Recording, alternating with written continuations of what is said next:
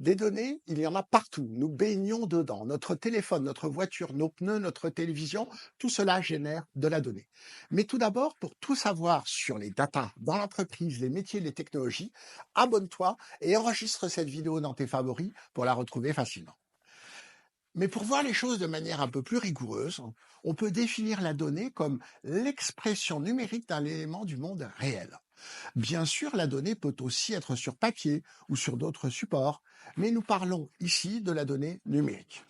Un chiffre à connaître 2443. La norme ISO 24143 définit en effet pour nous ce que sont une donnée, une information et un actif informationnel. Cette norme est récente et elle commence à regrouper les bonnes pratiques en matière de données. Une donnée, c'est, selon la norme, un ensemble de caractères ou de symboles auxquels une signification est ou pourrait être assignée. Ce qui est important, c'est le pourrait. Cela veut dire par exemple qu'une photo, une vidéo, un son, cette vidéo, même si l'on ne sait pas encore ce qu'ils contiennent, ce sont déjà des données. Une information, c'est tout d'abord une donnée, mais assortie d'un contexte. Si je te dis 23, c'est une donnée, mais tu peux pas en faire grand-chose.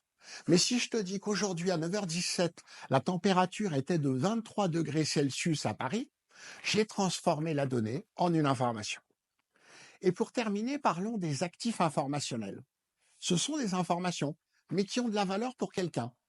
Ton âge, ton nom, ton email. Lorsque tu as laissé ces informations sur un réseau social, il va les utiliser et peut-être même les revendre. Ce sont des actifs informationnels.